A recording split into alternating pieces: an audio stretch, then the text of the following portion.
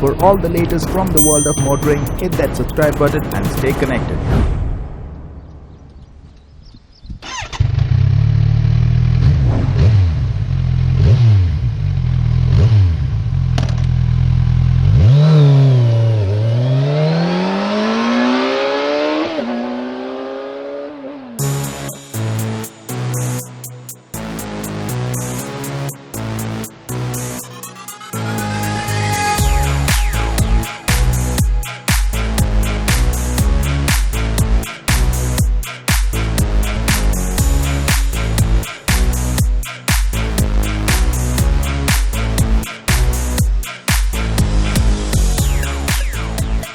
The Kawasaki Ninja 1000 in India is of great value for money when you consider its price point and what's on offer.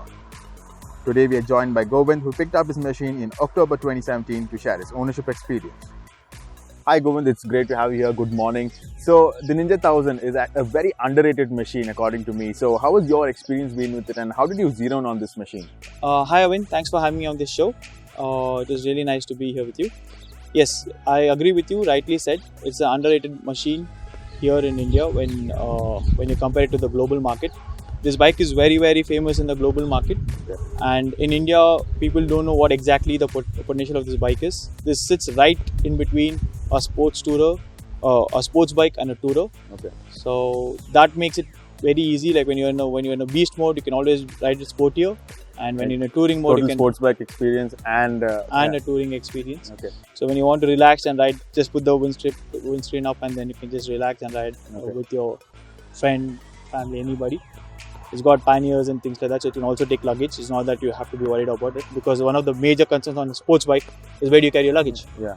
So when you're touring, so this does a both of that, perfectly well balanced motorcycle. And how did you zero in on this machine? What other machines were you considering, and what were you looking out for in a big bike? Right, so that we have to go to a little bit of history of it. Okay. So in 2015, I did a solo motorcycle trip on a Duke 200. Okay. So when I was doing the entire India trip, pan India, so one thing I realized is when I'm riding long distances, I exactly knew what are the next things my bike should have if I'm buying a big bike. Okay. So first thing is the wind blast. So I needed a bike with a proper fairing so that there's no wind blast on my chest when I'm riding. Okay. Second thing is the vibrations. So this is a 1000cc bike and one of the most silent inline vibration free bikes which you can buy on the Indian market today, and due to which when you can cruise you can cruise the bike somewhere at 120 to 160 easily without any vibrations or anything. So you don't get tired on the bike basically. Okay. And because it's aerodynamically designed, it also your body doesn't tire. And these were the major two reasons I was looking for in a bigger bike when I picked it up. And this both sorted out for me. And I needed something fast, so it was like a breeze. So I'm happy. That's how I zeroed down on this bike. And the only other option which I had other than this was the Multistrada. Okay. Again, Multistrada was an adventure bike, and wherein the Japanese, where the sports bikes are very close to the ground, so you feel the stability is more, and then. So you wanted something which feels more planted. More planted in high speeds. Okay. And that's why I got this, and then I'm very happy with the way it performs.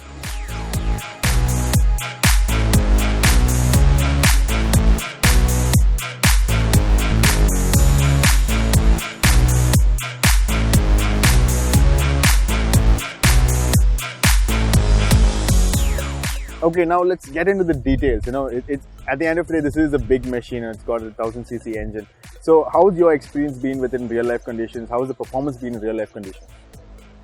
Right, Govind. So talking about the engine, so where do we start? So there's absolutely no problem. The way the bike, there's nothing to get scared of the machine or what, because even in the slow riding city traffic or in the thing, the engine is very friendly. It doesn't scare you off. Even though it's a 1000cc engine, you won't feel it as a 1000cc bike unless for the weight. But then when you're riding it, even as low as say 30 kilometers to 100, you can ride it smooth because the torque is so much on the bike. The gears are so smooth. So I can do in-city traffic or slow-moving traffic, or you can do somewhere in second and third gear, and your bike is still doing 30-40 kilometers an hour. and then from there it goes. You can drive it all the way till 100, 110 or 120 without any slutter of the clutch or the sprocket or anything or any shuttering. You can ride the bike. Right? Okay. Now again, talking about it's a very, very silent engine, I could like to say, and it's very well behaved engine. It's a gentleman's engine piece. Doesn't scare you, doesn't do things, but then when you want to do it, it's right there. It will take you like crazy, right? And talking about the speeds, so what this is just till 4,000, there is absolutely no vibration. So 4,000, we're talking on 100, 110 kilometers. Okay. Then there's little bit of vibration which comes up somewhere between 110 to say 140. So roughly between 4,500 RPM. Okay. And after that again it smooths out. Then Okay. you can, when you're in a beast mode, you don't feel anything. You just you just fly off. Okay. And What speeds, again, what speeds do you maintain on the highways? Average cruising speeds? average cruising speed on the highway on this bike comfortably for looking into Indian conditions, I would suggest somewhere 140 to 150. Okay. This I'm talking about when you have a good highway. Okay. Otherwise, I do it somewhere between 100 and 120 kilometers. Okay. And so if you do it in that mode, you also get a better fuel economy. Okay. So we get somewhere around, I'm doing 120, gives me around 19, 18 kilometers Okay. That's pretty good for a big liter class bike, Yeah. right? But then when you consider, say, when you're in a beast mode, then obviously Comes down. higher the speed, lower the levels, so it's around 12, 13 or 15, Okay. depending upon that. Basically depends on how we ride the How bike. you ride. And what about the different riding modes and traction control? So basically this bike comes with two major riding modes. One is Okay. called full and one is called low. Okay. So in low mode, it basically what they suggest is 70% of the engine power only. It restricts to that. Okay. And in full mode, it's full 140 Yeah, horses. The full. Whole power band. So in what they say is they're restricted in low mode till 100 horses, and in full mode it's 140 horses. Right? And what does that is, again when you're in city, you put in low mode so that the engine is not going crazy, and you don't need that rev band because you're not going to use it. But essentially, it just smoothens out the throttle. Smooths on the throttle. Okay. And it's got 3 levels of traction control: 1, 2, 3. So 1 being the least intrusive, and 3 being the highest. Nice. So I keep the riding. I always keep it full and 1. So in case if some sniggle happens, the bike takes care of it. It doesn't intrude at all when you're riding. You won't even know it's working. The traction control, it's so clean. Okay. And the second thing is the ABS. ABS also works great. Okay. It's again works fantastic. Okay. Right? I mean, like there's no complaining about it. And the way the mode is set up, traction control and how's the? It's a big engine inside that, so it's a fed machine. So immediately you think heat. So how is that? Thanks for asking that question. I really want to say this. This is one of the least heat dissipating machines which you have on a liter class bike in India today. Period. Okay. The bike is really, really very, very well designed to take away the heat away from your legs. They have a bigger fairing and the heat goes away. Okay. So the only time the bike is really angry is when you're in a traffic jam. Of course. When you're in a Big jam, bike, any big bike, you know that, right? But even on the smaller roads or even on state highways and roads like that, the engine is very, very happy. It's running cool. So you only in the temperature bar, if you want to have a comparison, so maximum temperature gauge is 6 bars.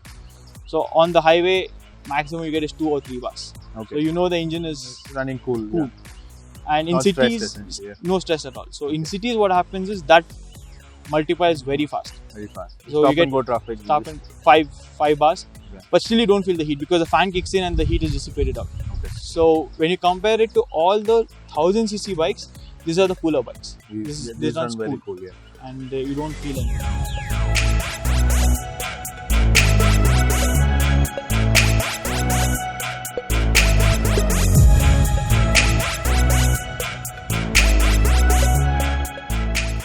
So it's a big sports tourer, it's a 1000cc bike. It is heavy. So how is it in terms of handling in Indian conditions? And out on the highway, I'm sure it's a blast to ride. But in Indian conditions, it throws you a quick narrow road, throws you potholes, it throws you speed breakers. So how does this machine handle all those varied conditions? Yeah, I mean, so talking about handling, here it's again a very, it's going to be a long answer. So let me be honest. So let's start different kinds of roads, right? Okay. So as you rightly said, on the highway, it's planted. You don't feel anything. You're going straight, and you have a little bit of corners. You can bank on it and thing. hitting the corners. So when I did a trip to Kodaikanal, when hitting the corners, the bike you feel a little bit of heavy, but it's all about your confidence, man. If you can, the bike can handle it.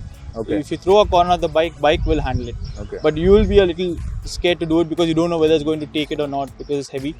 But if you make up your mind and if you take the corner nice, it's great. The bike can handle it. No Bike can handle it. Okay. And then, so when you're riding in the regular roads and all, you don't feel anything. It's just like any other bike. Okay. Only you have to be a little careful when you slow down the bike. That's when you feel the maximum weight on your wrist. Okay. And otherwise, the bike is great in handling department. What about the ground clearance? And yeah, so next thing I would like to talk about is the braking. Okay. The braking aspect, it's got twin discs in the front, 6 calipers. So what it is, it stops like a breeze. You don't have to be worried. Even when you're doing a 120, 130 kilometers and you hit something, in India, you know, there's a dog crossing, there's a human crossing, there's a pothole, whatever. You brake it, the bike jams, it stops right there. It stops. You don't have to worry about the weight. You don't have to worry, oh, what the bike will spin, skid, nothing. It just stops like it's no one's business. Right? Okay. Again, but then one biggest disadvantage what I have found on this bike is the ground clearance of the bike. Okay. So ground clearance, basically the engine bay does not touch. What touches is the cat con. Okay. So because we have a smaller silencer, they have a little bigger shaped cat con. Okay. So on the road arms what we have designed, the front wheel, it goes up, it doesn't touch. But right when you're getting down, it just scrapes. So the cat con, you can't help. Most of the time it's placed to disadvantage in India. Okay. The only way to get over it is to get a full system exhaust. Yeah. And again, full system exhaust has got. So I like this bike to be. It's very nice. If you hear it's subtle. It's subtle. It's just like humming, right? Only the rider essentially hears it. And then it's silent. But then that's the only thing you can do. And what about the tires? The stock tires that come with it. So the tires. This is my second set of tires what I have on the bike. The stock was Battle Axe. Okay. From Bridgestone. So they lasted well. They're all condition tires, and then they handled really well touring and things. So they lasted me around 8,500 kilometers. Okay. That's what the average tire life is. Okay. And yeah, after that I have Metzeler's M7RR on the bike. Okay. Amazing grip quality. It's better than the Battle Axe, I can say, because it sticks to the road. Okay. But on the contradictory, you also know it runs out faster. Yeah. Softer compound. Okay. Otherwise, yeah, man. So there's nothing. Anybody who's planning to buy this bike, be sure of what you're wanting. Okay. Right? You can't expect. You can't say, "Oh, I'll take this bike off-roading." Not happening. Definitely not happening. If you say, "I'm taking this bike to the track," again, I told you, it's heavy. It's your confidence. The bike will do it, but how confident are you? Okay. So, but you can do a sportive riding, and you can tour. Okay. You can do entire India on the bike. And the riding position is comfortable, right? The riding position is spot on. Okay. Spot on. You're exactly sitting in the most comfortable yet a sportier way. Okay. So on any other adventure bike, you're sitting flat, right? Okay. And even if you want to go sport, you put your neck down and do like that. But on this, what you can do, what it does is you're already sitting in the sportive mode. You just bend like that. Yeah. And so for touring, you can also adjust the windscreen. So on the touring, three-step adjustment. Adjustment. So it's basically kind of wind blast. So if you're in a sporty mode like this, right now, which is set it on, you can crouch down and then just navigate. When you want touring, you want to relax, pull it up, and goes up. That's it.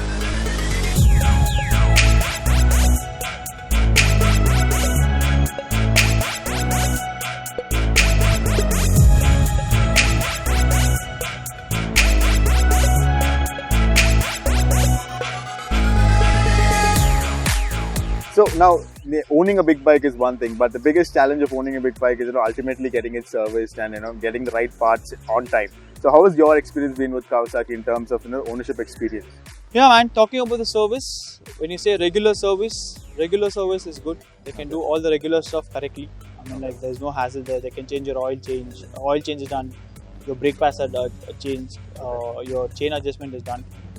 But when you get into a complex issue, you need to have an eye on them. Eye on your bike. Basically, you have to exactly know what's happening. But what I would suggest India Kawasaki is they should definitely have more number of service centers, pan India, and more in Bangalore, because Bangalore, as we all know, we love biking and everybody likes to have big bikes. And so what we, if you interestingly see, Kawasaki is the only brand which has so many brands. They have so many models. They have around 15 models of motorcycles just in India. Okay. So for entire model range, they have one service center. So which basically does not justify the way And a huge number of vehicles. The workload and things. Okay. And I would like to say that Kawasaki can have a specific mechanic for a specific model at a specific service center. It will become easier for them also to handle bikes. So all the Ninjas are in one place, Ninja 1000s are in one place, Okay. the 900s are in one place, the 650s are in one place, Okay. the adventure bikes versus now they have the 300, the 650. So these bikes can be. So what I'm trying to tell is, if they can distribute, they can do miles ahead. They can do much better. Okay. The service people are kind and they take care. They address. They talk to you. They sweet talk to you. And the other great thing is the service experience. Price, etc. The costing, the services starts. My first service was done at like 1,000 kilometers, so that came up to around 9,000 rupees. Okay. My second service also came up to around I think it's around 10.5 or 11,000 rupees. Okay. So I've only been with 2 services. And when you go in there, again they take care of the thing. So I changed my tires, so I again had to go back to the service. Okay. So I spent around say 3,000 rupees for a set of tire change. And so that's how it is. And I know your bike is pretty much stock, but in terms of parts, spare part cost, like how much do the front disc pads cost, and are they readily available? Most importantly. Yeah, so IKM has really definitely improved on that. Before, the spares were an issue, but right now, even if they don't have a spare, they give you a maximum time of say 2 weeks, and the spares arrive. And because the advantage of the bike is assembled here, most of the spares of the bike are available. I've never faced any issue with thing, and most of the parts also is shared by the common bikes. So more or less they have everything. Everything on stock. I can't answer the question very clearly because I've not changed my pads yet. I've only got my chain adjusted. Oil filters are available. Air filters were available. I didn't have to wait or anything in advance. It was right there on the stock. So so no issues. No issues there. But definitely they should have more workforce, bigger service stations, and very thing is to have the basic tools. Like everybody should have, any service center should have the tools exactly. But the ones which actually are specifically made for the bike.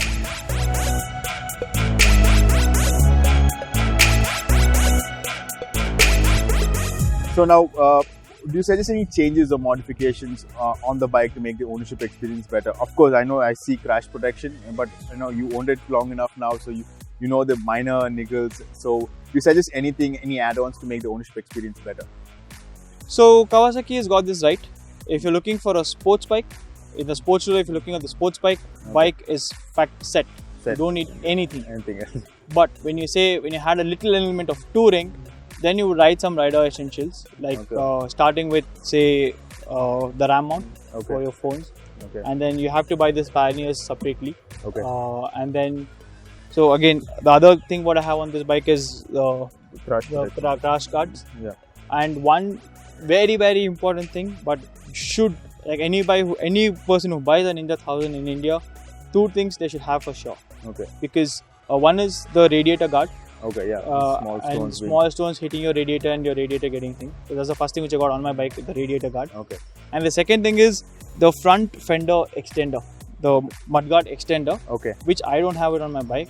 But I would suggest, because recently in the monsoon when I started riding, I realized there's a lot of fine sand particles on a road.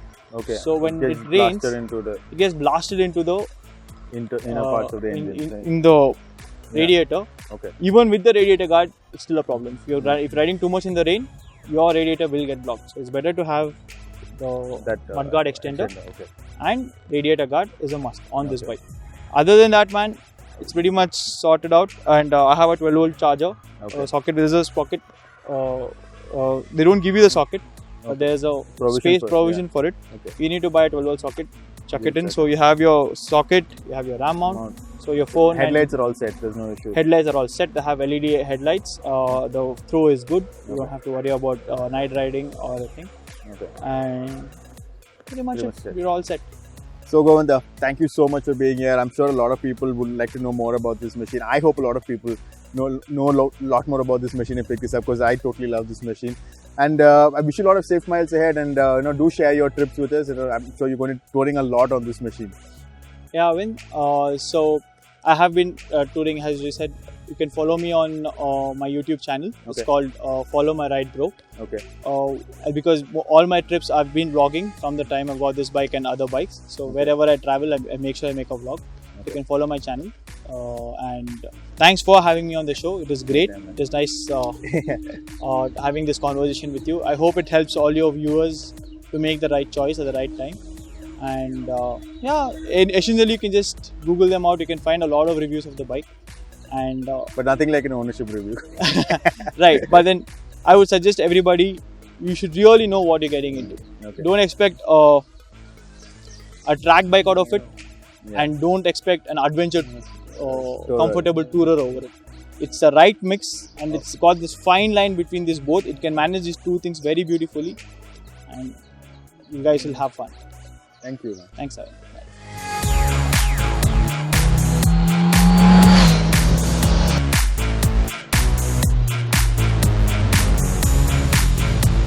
So guys, like Govind said, the Ninja 1000 is a powerful yet classy bike, a gentleman's bike. So if you have any questions, do ask them below. Thank you for watching, and please do hit that subscribe button.